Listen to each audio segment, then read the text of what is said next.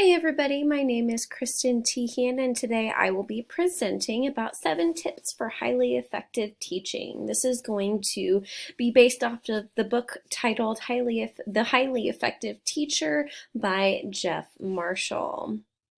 So the first question you may be asking yourself is, well, what is a tip?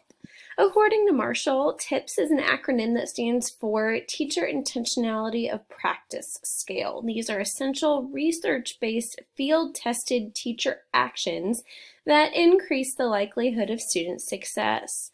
Notice how this is not a perfect catch-all foolproof plan. These are simply things that teachers can implement in their classroom to increase that likelihood of success. So the first tip that Marshall talks about is a coherent, connected learning progression. And now with each tip, he breaks it down into 2 aspects. And so for the first aspect of this, is going to be the learning progression. So this is going to include making sure that we are accurate in the content that we're teaching, and additionally, making sure that our lessons are clearly aligned with our goals, our objectives, and our state or priority standards. The learning progression piece also is truly about the integration of knowledge and skills. So it is no longer acceptable for students to remain in those lower order thinking skills like remembering and understanding. It is now the norm rather than the exception to engage in those higher order thinking skills, like explaining, justifying, synthesizing, creating, all those good things. The second piece of this first tip is going to be about the connectedness of learning. And so we know that our individual content areas don't operate in isolation, and so students shouldn't learn it that way either. That lessons should be connected to other content areas to solve problems, or they should be connecting to students' lives and their prior knowledge to make that learning more meaningful for them. So really what this first tip is about is intentionality with our teaching practices. Are we picking things that are going to directly help us get to our goals? And so kind of to go along with that, a lack of clear and focused intentionality about what we do and why we do it is going to likewise result in poor and unpredictable outcomes that often fall far from our initial goals and targets. Another thing to consider here is that if we don't know where we want our students to be with their skills or their knowledge or the things that they'll be able to do, then it will be very difficult, if not impossible, to get there if we don't know where we're headed. So something that teachers can do is engage in backwards planning to have that finish line set first, and then kind of working backwards to figuring out, well, how are we going to get there? So some action steps that Marshall recommends for tip number 1 is to ensure clarity in teaching through accurate content knowledge, that we want to be able to clearly communicate our content area as well as battle some of those misconceptions that students bring into our class.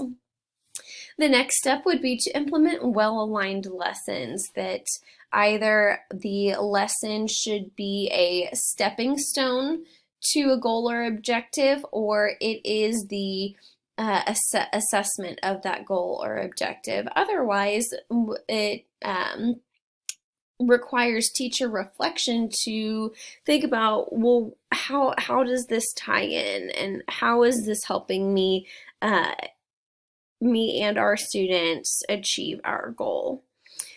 The third action step that is listed for tip 1 is to use essential questions. These are thought-provoking, open-ended, engaging questions that you can refer to throughout a unit of study to link to either a problem that's relevant in students' lives or to link multiple content areas in as well. The second tip that Marshall talks about is strategies, resources, and technologies that enhance learning. This part was broken into 2 pieces that the first piece here is focused on student-centered strategies. And so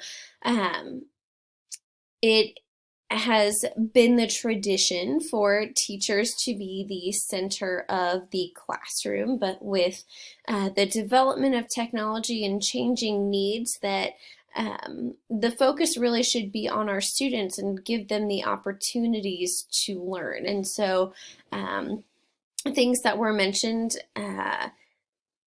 to help kind of get there for this, or to use concrete and or visual experiences to make it as tangible as possible for our students. Our students should also be actively learning.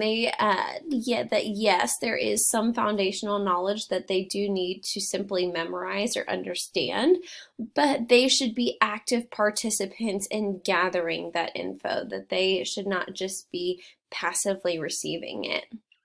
The biggest piece of having student-centered strategies is allowing students to explore the concept before we explain it. This is going to help create a deeper concept understanding when we allow them that opportunity, that they can take all of their experiences and connect it in a way that's meaningful to them, and then we can use the explanation piece to kind of hone in on the accuracy there, that as the students start making those connections, that we can kind of support with that explanation. And last but not least here, making sure that we're going beyond mimicking, that students are truly engaging with the subject area. The second piece of this is resources and technology. And so really what this boils down to is asking yourself, why am I using this tool or technology? And what is its impact on my classroom? That yes, technology especially can be really flashy and fun, but if it's simply replacing a paper pencil activity, then that certainly has its place, but technology does have the power to completely transform the classroom, and that's what we should be taking advantage of as well. So to engage deeply, students need to experience learning in concrete terms that they can relate to before working with abstractions. If we simply start with those abstractions, then then students will have a very difficult time making any sense of those abstract concepts, because many of our students are going to still be very concrete thinkers. So we need to make sure that we are allowing access to the content in a way that makes most sense for our kiddos. So kind of the 3 main action steps for tip number 2 here is to engage the senses, whether that's showing a picture, finding a video, doing a live demo, role playing, that any way that we can make the learning concrete, visual, is going to help with their understanding. We also can engage here in inquiry-based instruction as a student-centered strategy that allowing them to explore before we explain it. And lastly, making sure that we are choosing technology and tools with purpose, that we are making sure our pedagogy comes first and that the tools help us get there, that we're not just basing our instruction based on, oh, look at this new program, and but not really making sure that it's connected to our goals or objectives or priority standards. So tip number 3 here is a safe, respectful, well-organized learning environment. To me, this is the most important tip in the entire book, that many of these are linked together and kind of depend on each other, but truly classroom management and that safe, respectful learning environment is going to allow all of those other things to happen. That is going to be kind of that foundation for those high expectations and high levels of learning to occur. The 2 aspects of classroom management that Marshall talks about are classroom flow and classroom interaction. So this covers both procedures and expectations, as well as the interactions that we have with our students and that our students have among each other. So with that classroom flow piece, that we should be striving for efficient and smooth transitions. There should be clear procedures that promote student automaticity and staying on task even after distractions occur, that one distraction shouldn't be able to derail the entire class, that students should know the expectations, know those procedures, and be able to quickly resume whatever that they're working on for at that time. So, and then as far as the interactions go, the behavior management should be proactive and kind of in a warm and positive way, that our presence should be solid. We should have a positive affect and being patient with our students, that as much as some of our students like to act like they are grown up or adults, we have to remember that they still are kids, and they do still need those reminders and that solid presence and that authority figure in those boundaries. But that's not to say that we can't do that in a positive and loving and respectful way. The last piece of this is that making sure that teachers are approachable and supportive, that students are going to be more successful when they feel welcome and supported in that classroom. So as I mentioned earlier, with the explanation of this tip, that I think this quote from Marshall really sums it up well, that although effective classroom management is a necessary and vital part of any successful classroom, its primary role is to provide the platform for everything else to occur: the instruction, the strategies, and those positive interactions, which is why we're there, that creating that space for students to have that positive learning experience. So some action steps for tip 3 here are to maximize instructional flow, being super tight with those procedures and expectations, and not allowing lots of wasted time, whether it's doing